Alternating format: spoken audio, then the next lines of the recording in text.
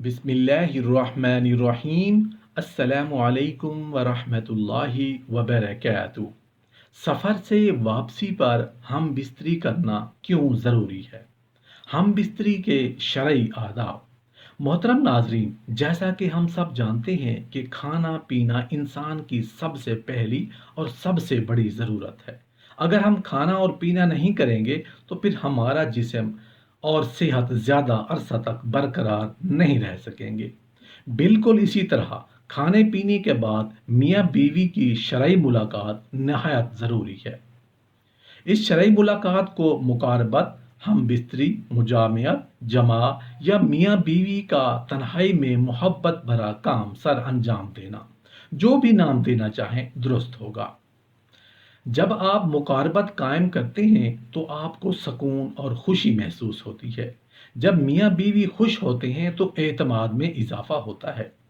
دوسری طرف جب آپ مہینوں تک مقاربت نہیں رکھتے، اپنے ساتھی سے دور رہتے ہیں، تو جسم اداس رہتا ہے، جسم میں درد رہتا ہے، جسم بھاری بھاری اور چڑچڑا پن رہتا ہے۔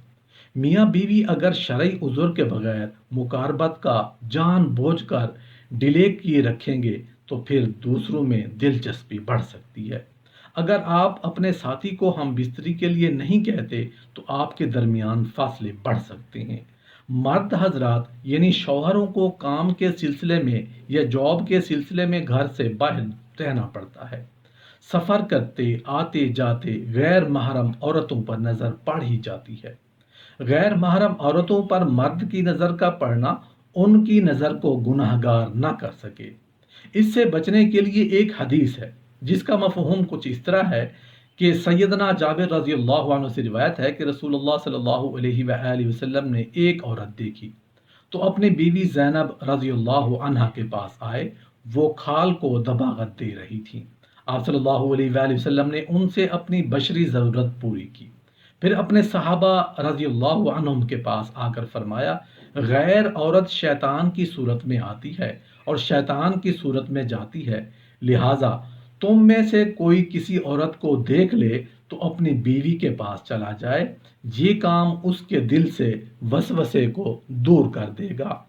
آدمی جب سفر سے واپس آئے تو اپنی بیوی کو اپنی واپسی سے آگاہ کر دے، بلکہ اپنے آنے کے صحیح وقت سے اس کو باخبر رکھے تاکہ بیوی شوہر کے لیے خود کو تیار کر لے اور اپنے آپ کو صاف ستھری بنا لے، خوشبو لگا لے، بن سنور لے۔ اور مرد کے لیے مشروع ہے کہ سفر سے واپس آ کر اپنی بیوی سے جمع کرے، اور خاص طور پر جب لمبے سفر سے واپس ہوا ہو۔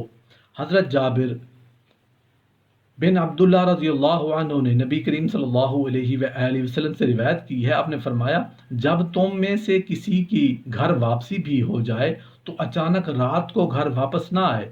نبی کریم صلی اللہ علیہ وآلہ وسلم کا یہ ارشاد ہے، جب تم میں سے کوئی رات کو سفر سے آئے تو راتوں رات اپنی بیوی کے پاس نہ جائے جب تک کہ بیوی اپنے بال وغیرہ صاف نہ کر لے اور عورت کنگھی چوٹی نہ کر لے۔ حضرت جابر رضی اللہ عنہ نے کہا کہ رسول اللہ صلی اللہ علیہ وآلہ وسلم نے منع فرمایا ہے، آدمی اپنے گھر والوں کے پاس راتوں رات آئے کہ اچانک ان کے پاس پہنچ جائے یا ان کا برا حال دیکھے۔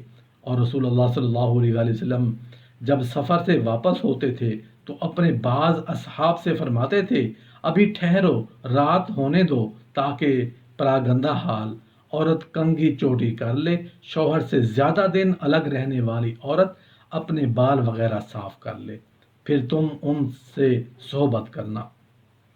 حافظ ابن حجر رحمۃ اللہ علیہ نے اس حدیث کی شرح میں فرمایا، جو شخص اپنی بیوی کے پاس لمبی غیر حاضری کے بعد ان کو بتائے بغیر آ جاتا ہے، وہ اکثر ایسی چیزوں سے دو چار ہوتا ہے جو اسے بری لگتی ہیں۔ یا تو وہ اپنی بیوی کو بغیر صاف صفائی کیے اور مطلوبہ زیب و زینت سے خالی پاتا ہے، تو یہ بات زوجین کے درمیان نفرت کا باعث ہوتی ہے۔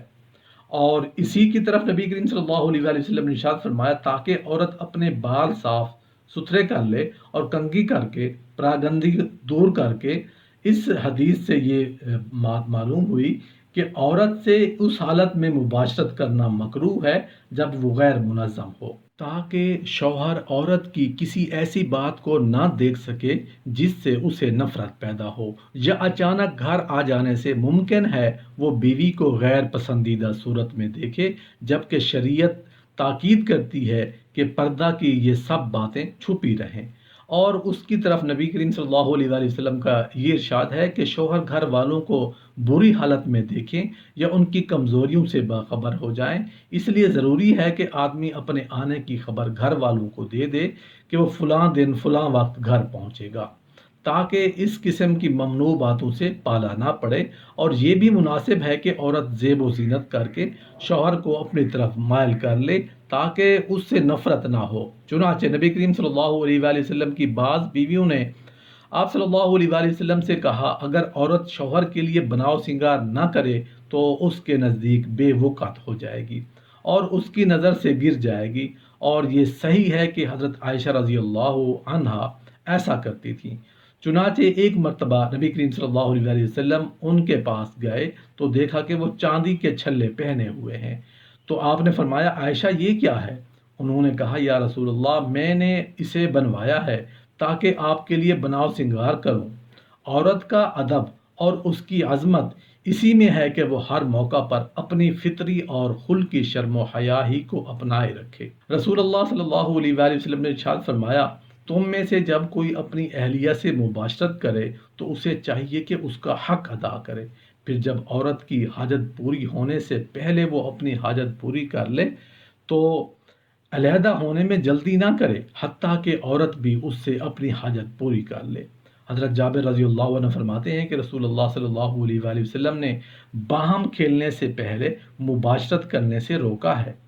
میاں بیوی کا باہم ایک دوسرے کو بوسہ دینا، چومنا، یہ نہ تو دور جدید کی اختراع ہے اور نہ مغربی عادات میں سے ہے، بلکہ یہ تو اسلامی طریقہ ہے جس پر ہر دور کے مسلمان کارآمد رہے ہیں۔ بلکہ اسلام نے تو یہاں تک کہا ہے کہ بیوی کا بوسہ لینے سے نہ روزہ ٹوٹتا ہے نہ وضو۔ مباشرت کی ابتدا چھیڑ چھاڑ اور بوسو کنار سے ہو، اس لیے کہ رسول اللہ صلی اللہ علیہ وآلہ وسلم نے ارشاد فرمایا کہ تم میں سے کوئی شخص اپنی بیوی پر مثل جانور کے نہ پڑ جائے، بلکہ دونوں کے درمیان پہلے کوئی قاصد ہونا چاہیے۔ پوچھا گیا، اے اللہ کے رسول، قاصد کون ہے؟ آپ نے ارشاد فرمایا، بات چیت اور بوسہ۔ اسی حدیث کی بنا پر امام غزالی رحمۃ اللہ علیہ اپنی کتاب احیاء العلوم میں لکھتے ہیں کہ جب شوہر خواہش پوری کر چکے تو اسے چاہیے کہ اپنی بیوی کو بھی اس بات کا موقع دے کہ وہ بھی اپنی خواہش پوری کر لے، اس لیے کہ بسا اوقات عورت کو دیر سے انزال ہوتا ہے، اس لیے اس موقع پر اس سے علیحدگی اختیار کر لینا اس کو ایذا کا سبب بنتا ہے، بلکہ بعض مرتبہ تو منافرت کا ذریعہ بن جاتا ہے۔ حضرت عائشہ صدیقہ رضی اللہ عنہ فرماتی ہیں کہ رسول اللہ صلی اللہ علیہ وآلہ وسلم وضو کرنے کے بعد بھی میرا بوسہ لیا کرتے تھے، پھر دوبارہ وضو نہیں کرتے تھے۔ اسی طرح رسول اللہ صلی اللہ علیہ وآلہ وسلم کی زوجہ ام المومنین حضرت سلمہ رضی اللہ عنہ فرماتی ہیں کہ رسول اللہ صلی اللہ علیہ وآلہ وسلم روزے کی حالت میں بھی میرا بوسہ لیا کرتے تھے، پھر افطار نہ کرتے اور نہ ہی وضو کو لوٹاتے۔ حضرت عمر رضی اللہ عنہ فرماتے ہیں کہ مجھے رغبت ہوئی تو میں نے روزے کی حالت میں بھی اپنی زوجہ کا بوسہ لے لیا۔ پس میں نے عرض کی، یا رسول اللہ، میں نے آج بہت بڑا جرم کر لیا، میں نے روزے کی حالت میں بوسہ لے لیا۔ رسول اللہ صلی اللہ علیہ وآلہ وسلم نے فرمایا، روزے کی حالت میں اگر تم پانی کے ساتھ کلی کر لو تو تمہارا کیا خیال ہے؟ کیا روزہ ٹوٹ جاتا ہے؟ میں نے کہا، کوئی حرج نہیں۔ رسول اللہ صلی اللہ علیہ وآلہ وسلم نے فرمایا، تو پھر بوسہ لینے میں کیا حرج ہے؟